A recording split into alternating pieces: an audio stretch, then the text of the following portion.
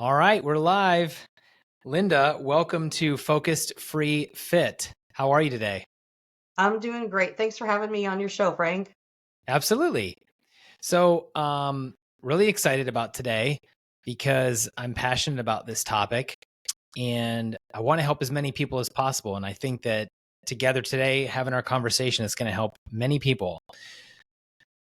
When I have a conversation with anybody, though, I like to get an idea of where your interest or why you're into what you're into. So I always ask everybody how they grew up, a little bit about their past, and just kind of tell me about you and where you grew up, what kind of family life, and how was it? And then I want to get into maybe how you got into the field that you're in.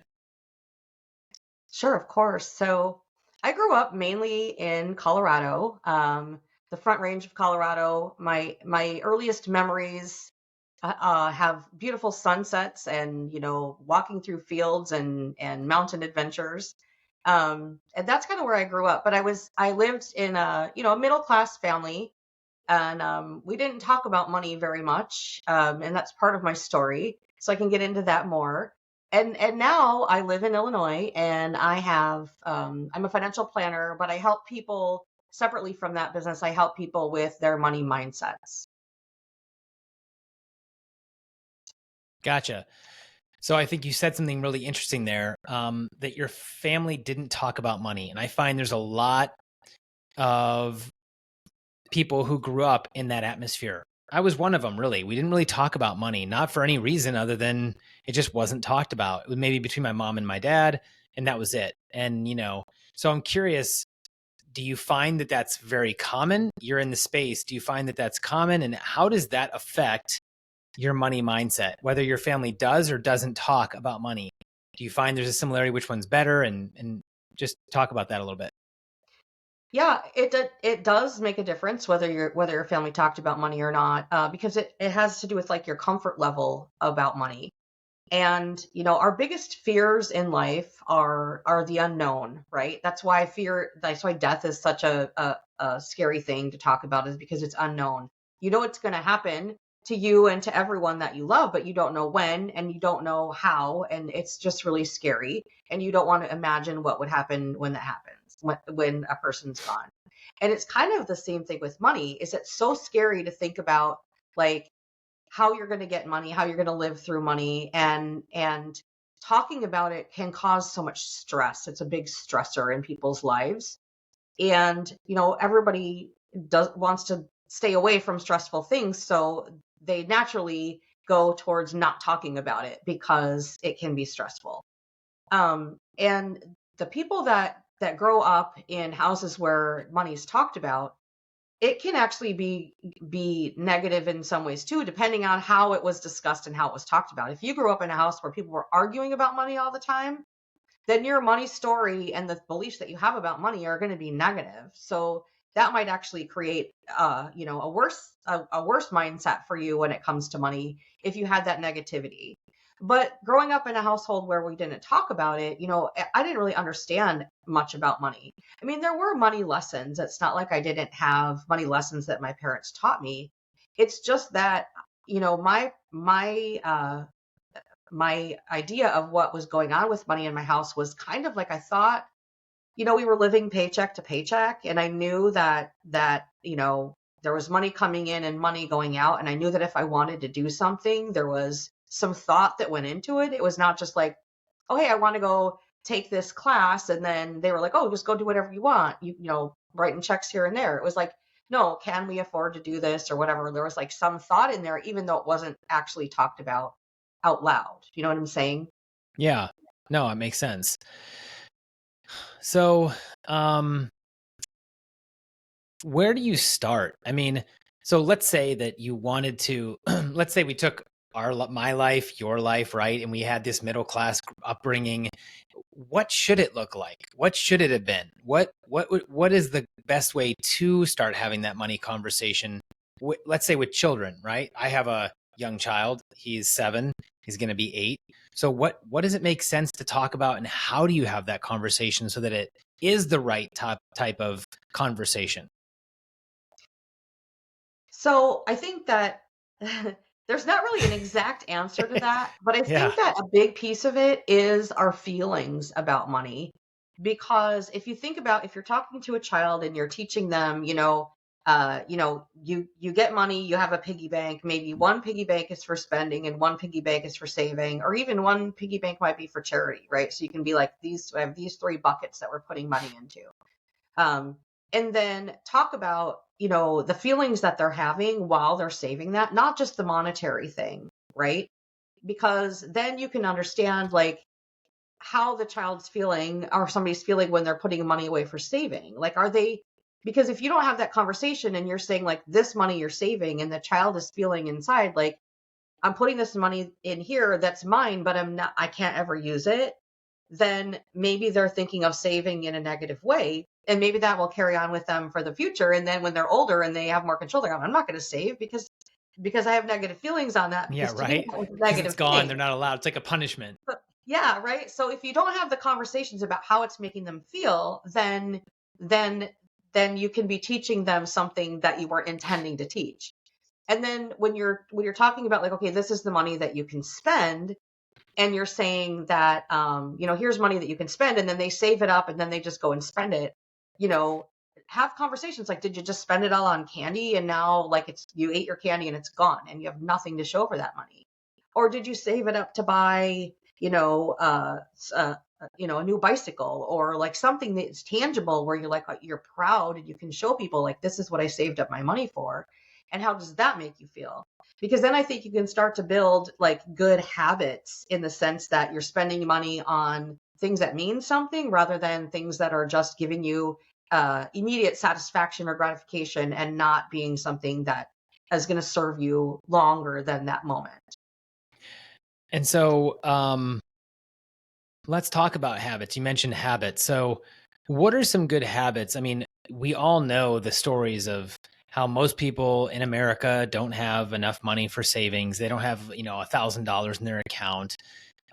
What are some good general principles about money that people need to adopt uh, as soon as possible? I would say the number one thing is having an emergency fund. So if you think of it as you have a savings account, but there's a purpose for it. It's not just savings. So it's an emergency fund, and it's there so that if anything unexpected comes up, you have money available to you. And the guideline is generally 3 to 6 months of your expenses. So if you have like rent or a mortgage, you have utility bills, all those things that you have to pay to continue to survive if you didn't have income coming in for 3 to 6 months, is what you would want to have in your emergency fund. To the idea that if you were injured or hurt and you weren't working, then what would happen? And the 3 to 6 month rule is a general rule, and it's 3 months if you have like if you're a couple and you have a spouse that's still working, and it would only be you that wasn't working. And it's 6 months if you're single, or if your spouse doesn't have an income or a reliable income. Let's say they're like commission only or something, and it's just ebbing and flowing. Then you would want to have 6 months. But that's just the general rule. Some people are comfortable with more than, or aren't comfortable till they have more than that, and that's fine. And Based then on some risk, people, yeah, it's risk based on their like, tolerance. yeah, risk tolerance, so to speak. But that's the general rule. And that's really the place to start. And I think that even just having that idea that you're understanding that your savings has a purpose helps. Because if people are just like, well, I know I'm supposed to save, but they don't know why they're supposed to save, what am I saving for? Then if you understand that that's your emergency fund, then it gives you that purpose. I've always felt that obviously the conversation at home is important about money, but I also think that in many ways our school system is broken. And it's because we don't teach the right things. So I'm curious to know your thoughts around how big of a deal you think that people are going to school, they're coming out, they still have no idea how to balance a checkbook, which, anymore is almost non-existent as itself, but just understanding money, interest, credit cards, debt, not understanding the emergency fund savings, if you will. How much does that play a role, do you believe? And well, let's just stick with that one. How big of a role do you think does that play? Because if it's not the school, it's the parents, but neither one are taking responsibility. Where do we go from here? Sorry Right. about the balloons. I agree with that. I do agree with that. So my memories from learning about money in school, I remember learning how to write a check. And I think that's about all I remember of what I actually learned in school. Now my children, I remember them who are all in their 20s now, or the youngest ones are in their 20s, but the one I remember them learning um, how to count money, which is good, like having Mhm. change and counting change. And I don't really remember much more than that about what they were learning in school. So there is a big gap there. And I feel like money is such an important thing in our lives. It's an every single day you are thinking about money, right? There's always something that you're doing. You're buying something, you're saving something, you're getting paid, you're going to work, whatever it is, it all revolves around money. And how are we not putting a priority on this in our schools or in our families?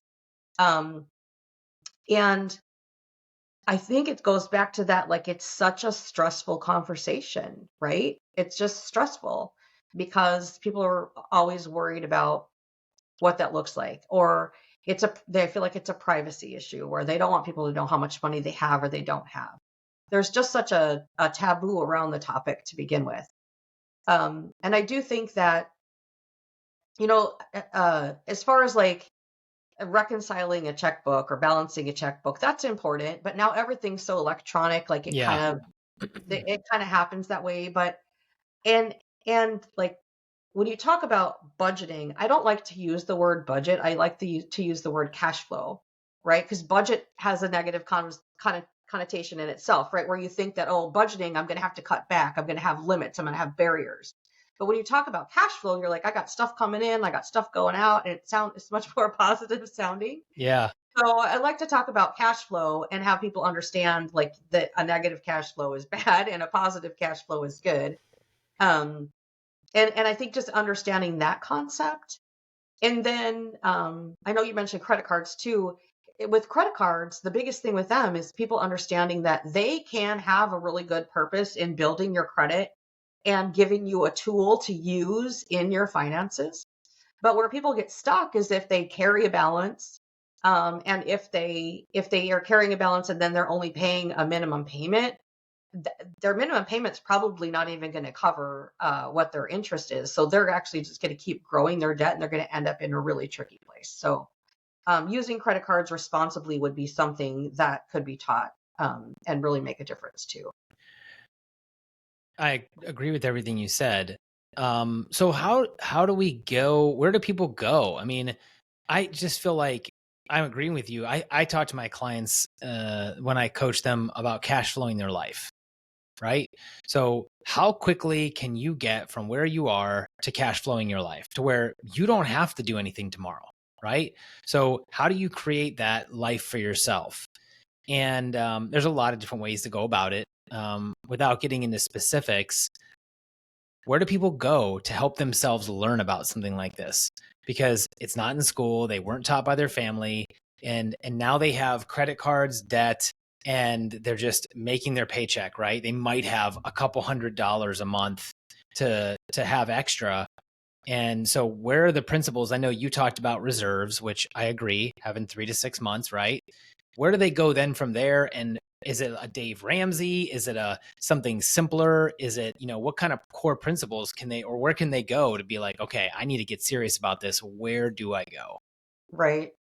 So there's a few different ways that they can go about it. There are financial coaches who do coaching and help with budgeting and can help people through the specific day-to-day management of their money.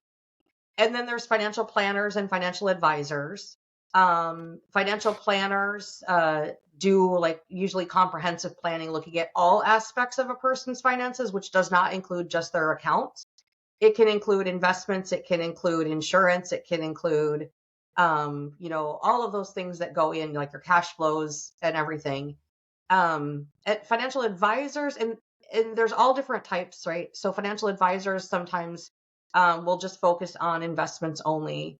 It kind of depends, but the main thing you want to look for is you want to look for somebody who's working for you and in your interest, not trying to sell you a product or sell you something. So you want to look for somebody who's working for you. You will probably have to pay for that service. They're not going to give it to you for free. If they're giving you something for free, like a free plan, free financial planning, they're probably selling you something on the back end. So you want to look for somebody who's working for you. And I know that the whole idea of like spending money to make sense of your money sometimes is really hard to get over. It's kind of like the person that says, I want to lose weight before I join a gym because I'm embarrassed to go to the gym. It's like, but that's how it happens. Like you get in a program, healthy eating, healthy activity, whatever it is. But you have to like get in the space to get there. So um the idea of like paying a coach or paying a financial advisor, they're like, well, I don't have the money, or I don't have the whatever. That's something that helps you get there. So getting over that mindset. And then talking about money mindset, right? So there's also money mindset. I happen to have a course myself on money mindset, just talking about what's happening in your head about money that isn't even specific to your actual money. It's just talking about the things that are holding you back or triggers that you might have, overcoming limiting beliefs about money, or understanding why you have like, habits that have to do with money, things like that. Talk to me a little bit about limiting beliefs around money. I feel like a lot of people, either they believe being wealthy is not for me, I can't be wealthy. I know we talked about it stemming from an earlier point in their life, but how do they get past those? How do they work on themselves to get past that so that they can start making progress? I deal with this when I'm coaching people, whether it's they don't believe they can buy investment property for themselves, that life's not for them, having success is not for them. It's kind of all commingled, right? So how do you help them with these limiting beliefs? Right. So it's about how to change your mindset around money, right? And so letting go of those negative beliefs is the first part of that. And in order to do that, you have to recognize what they are. So you have to think back and do like internal work on, you know, what you inherited from your family as far as beliefs about money, what your societal influences were. So that's like who you were around and what their money stories were. So what all of your past experiences come into play in figuring out what your money story is and what your beliefs are. But they can also come like from friends, neighbors, teachers, coaches, anyone who's touched your life has given you a story. And sometimes your money story isn't even like related to money. It's just someone who made you feel like you weren't worthy in whatever way, and that has transferred over into money. Like you feel like you're not worthy. So Mm-hmm. figuring out what those beliefs are and how they were a part of your life and how they're manifesting themselves now. So you might say things like, I'm terrible with money, or money is difficult, or I'll never be rich, right? And just notice if you have to recognize that when you say things like that, you might just be having a casual conversation with somebody and be like, oh, I'm terrible with money. And be like, why am I saying that? Challenge that. Like, why am I saying I'm terrible with money? Well, when I was younger, I bounced a bunch of checks and I had like credit card debt and I did all these things that were bad about money. Okay, fine. You had a really bad experience with money in the past, but that doesn't mean you're terrible with money. It just means that you have some learning to do about money and how can you make that better, right? So and then reframing your perspective to say, you know, I might not have been good with money in the past. I didn't make good decisions, but I need to make better decisions in the future. And saying it that way and having a more positive mindset around it is going to take you far, right? And then you start taking action towards that, and you give yourself goals, little goals along the way to a bigger goal, so that you have little successes along the way. Forgive yourself for whatever that was that you did before, and just move forward, right? It's all about like recognizing what was there and then figuring out how to make that change. Like it. Okay. So it's just not being so hard on yourself and also being aware of your self talk. So if you're saying things about yourself, why are you saying that? It's what I hear you saying. Yeah. And then break it down and try and figure out, why am I saying this and how do I change this? Yeah. And it can be recognizing behaviors too.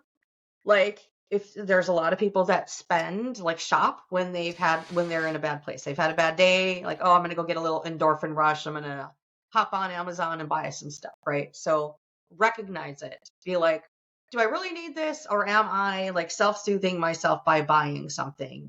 And is this something I really need? So what are the things, what are the practices that I have some of my clients do when they recognize that they do this, is I say, add stuff to your cart, but wait 48 hours before you buy it.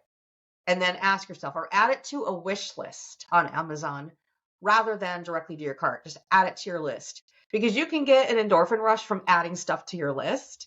And then maybe you like look at it later, like, what do I need? Do I really need that? Yeah, I'd like to Yep. have that someday, but maybe I'll start a saving and be like, okay, when I get to this goal, then I'll buy myself that, right? And it's a reward, not a self-soothing activity then. I like that, putting it in your cart, because you do get that rush then, and then you're not actually going through with the act. Yeah. Interesting. What would you say are the top 1 to 3 reasons people suffer with money issues? If you had to, coming across all the people you've worked with, what are the top 1 to 3 you think? Is it limiting beliefs, or what are the top 1 to 3 that you see that are preventing people from moving forward in their life financially? Not understanding how it works, right? How money works. Having a limiting belief, or feeling stuck, like they can never get out of it, and needing something to help get them through that feeling of being stuck. And then just their story on what they've been brought up around and what their beliefs are, and the idea that they need to have a bigger mindset around it and think bigger, and open up their mind to different ideas. Okay. Interesting. Tell me a little more about the quiz that people take when they come to you and you have them take this quiz that helps give you an idea of their money mindset. Tell me about that process, that the quiz, and how it works. Yeah, so there's a freebie quiz that's a really super short quiz, that I may have given you the link to. If not, I can give it to you after and you can post it. But it's a super short quiz, and it's an example of some of the assessments that I have in my course, so my Money Mindset Mastery course. And the assessments that I do are based off of psychological research. They're not my assessments. I pay for them from somebody else. But they are based on 40 years of psychological research in people. And the quizzes are, one's just like a financial health score, and it tells you, where you stand as far as like financial health, which is all about your mindset and your beliefs around your money. And then we also do ones that have to do with building wealth, with investing, with your money stories, all of those. So there's like 8 different ones that we do through the course. And it gives feedback, right, in written form from the psychologist that built the tests. Will give you written feedback on them. And then I talk about them as we go through the group mentorship session. We talk about what those mean, what your scores were, how it meant to you. And then we work on like getting through those internal beliefs that are stopping you from moving forward and helping you understand how money works. Gotcha. Okay. It's interesting because I find that a lot of people, especially with these quizzes. So does the quiz tell you, hey, here's where you're stuck and here's why? Or does it give like results and say, here's what's holding you up? Or no, just gives you an idea before you work with them? It gives me an idea before I work with them, and it gives them an idea on where they stand. So usually when I ask, like when they do the initial financial health score, I ask them like what they thought. And most people say it's right where I thought it was, or it's actually better than they thought it was. Um, but most people are not on the high level. And the idea is that when we take that financial health score in the beginning, hopefully by the end of 8 weeks, when you take that financial health score at the end, it's going to be higher, right? And I don't expect like a complete transformation in an 8-week course, but it's the idea is just to open up your mind to all of these different things that are out there that might be holding you back. And the feedback that it gives are more like different things that you could be working on, and just a high level. And then we together work on what that really means in a more specific level. Gotcha. Talk to me about money scripts. Sure. So money scripts, I think that term was actually belongs to Brad Klontz, who is a psychologist who wrote some books. And money scripts is he's actually one of the ones, and money scripts is one of the assessments that we do. He's one of the psychologists that has contributed to this program that I use. And they are like they're kind of like your stories about money, but they're more around like the general idea of what they might be. So there's 4 main ones, and they are like money avoidance. So money avoidance is like people that might believe like that, all money is bad, or people that have money do bad things. Money is the root of all evil, right? Rich people are greedy. So money avoidance kind of has that money mindset. And it's typically people that are raised in lower incomes or economically disadvantaged areas, because this gives them, by saying these negative things about money, it gives them pride in living with less money, and it kind of gives them an excuse for their situation and helps them feel better, right? So, but that mindset, the money avoidance mindset, it leads to like poor financial behaviors and just perpetuates that cycle of poverty within the family, right? So that's one of them. Another one is money worship, where like money is the best thing ever, and like money is going to solve all of my problems. It's going to give me happiness and fulfillment. And then like uh, this leads to overspending and thinking that having material things makes us feel better. So money can solve some problems, obviously, it can, Sure. but it doesn't create fulfillment and happiness in life. So a lot of people that are money worshipers just never actually ever become happy, because they just keep thinking that they need more money, and they're not realizing that they need to do internal work to figure out what it is that's really not making them happy. The other two are money status and money vigilance. And money status is like people think that net worth is the measure of their self-worth, where it's like keeping up with the Joneses, like where you have to have like the best car, this or a nice house, or like fancy clothes. And these people might look like they're rich on the outside, look wealthy, but they could really have like a ton of credit card debt and really bad financial habits on the other side, because they just have that appearance of being wealthy. And then like money vigilance is a cautious or prudent approach, that's like being more attentive to your finances and planning oriented, and they budget, they're frugal. And actually those people are more likely to have higher net worths and higher incomes, and they're like the millionaire next door. And the book Millionaire Next Door, by the way, Stanley Fala is the author of that, and he's actually one of the ones that has put information into these assessments that I use in my program also. So, but that's the money scripts part of it. I can't remember. Correct me if I'm wrong. I probably am. It's been a while since I read The Millionaire Next Door. Man, that's been a long time. I forgot about that book. So I remember, though, am I wrong in remembering that the book was mostly about, your average everyday next door neighbor who doesn't look flashy? They could be the millionaire next door, and they did it by saving their way to being a millionaire. Am I wrong in that, or no? Like not getting Starbucks and having coffee at home. I feel like there was a lot of that in there. Am I wrong? You're absolutely no, you're right. That is exactly what it was.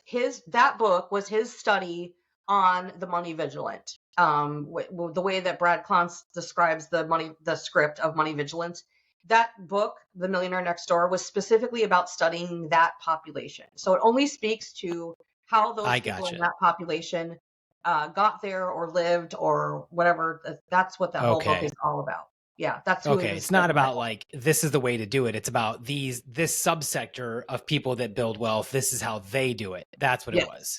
Yeah, Okay, it gotcha. was a study on blue collar workers that had become millionaires and were the millionaire next door, that you wouldn't know Gotcha. were wealthy. Okay, And $1 gotcha. million So at okay. that time was a lot more than $1 million is today, I might say too. Right? I Yeah, know. And that so actually, can we talk about that for a second? Is that okay sure. if we talk about that, or is that Yeah. with your background? Can we talk about that for a second? Let's talk about it a little bit. We'll see what I can say and what I can't say. Okay, yeah.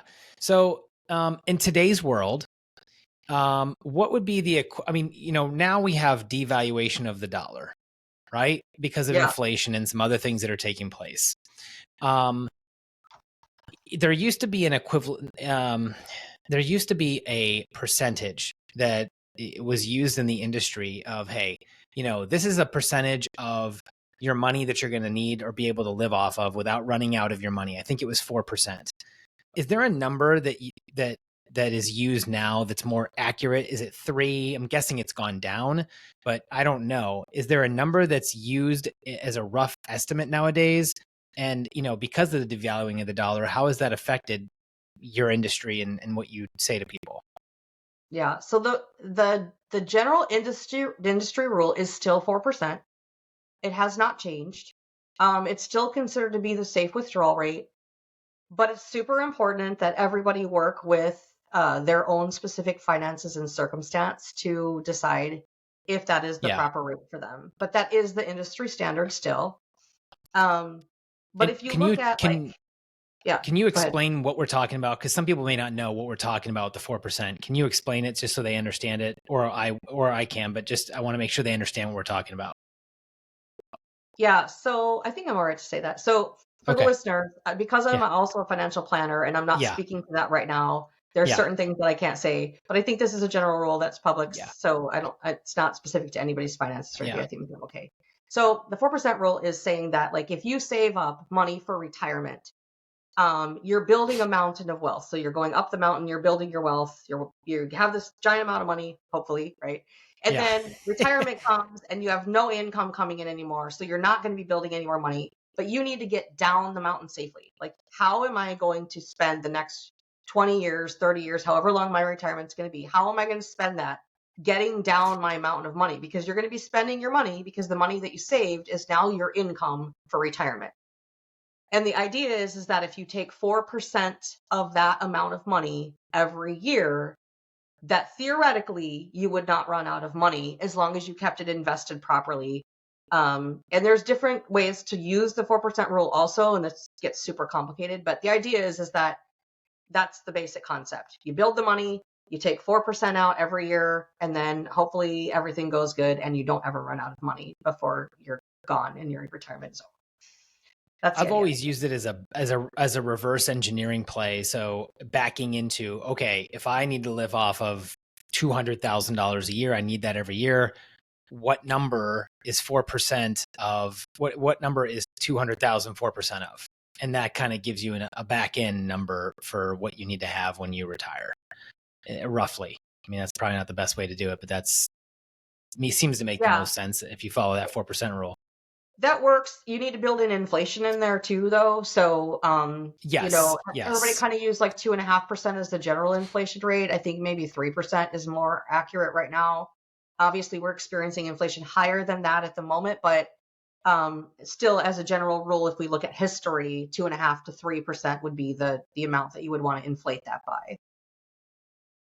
Gotcha. And, So you're and saying use meaning a higher. inflating the amount that you would be bringing out, right? Gotcha. Yeah. Cool. Okay. Thanks for explaining that. So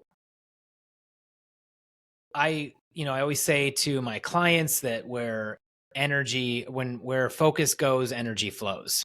And you mentioned that, some people, they focus on net worth. There was one of the money,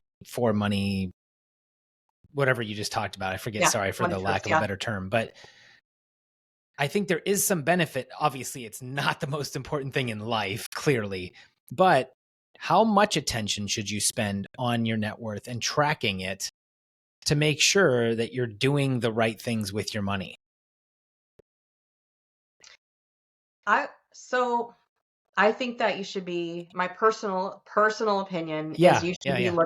you should be looking at your finances monthly and understand what your flow is monthly, and then also annually. If anybody works with a financial planner or financial advisor, they always have to do at a minimum an annual review, right? You want to look at everything at a minimum on an annual basis to say, has anything in my life changed? Do I need to do anything differently? But if you're not understanding monthly how things are coming and going per month, then it's going to be harder for you to understand what happens annually, right? So I do think it's important, and people are going to pay attention to it differently. With all the software and electronic stuff we have now, it's a lot easier than it used to be. You know, to have a handle on your money, there's all different kinds of apps that we use in managing money and in planning and coaching that are out there to help you keep an eye on that. I also think what you said earlier was spot on. I'm just going back to that. I say it all the time. If you're not happy before you get money and you say, oh, well, when I get money, I'm going to be happy, you're just going to be not happy with money. You have to be happy first with life, with where you're at and what you're doing. And then when the money comes, you're still a happy person. But if you're miserable before, you're going to be miserable after. Same thing with anything. So Right. I agree with what you said there. As we wrap up, anything important that you think our listeners need to know or anything else that we didn't cover? Obviously we'll finish with, where they can find you and that kind of a thing. But is there anything important that we want to make sure that the people out there know, or anything we didn't cover that's really important for them that might help them?